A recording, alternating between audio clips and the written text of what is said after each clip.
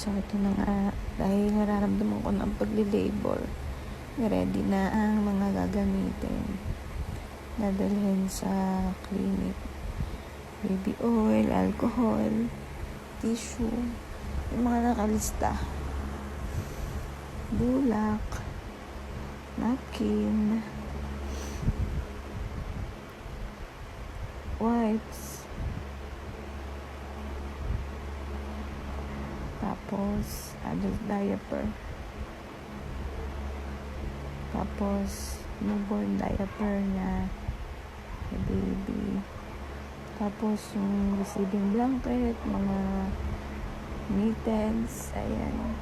Nagdala din ako ng extra pang palit-palit niya. Tsaka itong mga pabili ko, mga documents, tapos pillow para sa tagabantay. Ito naman mga gamit ko, mga undies, ayan, duster, bimpo, sobrang pawisin ng buntes, ayan, tsaka wipes ko. Yun lang naman, ready na siya, ready na kami.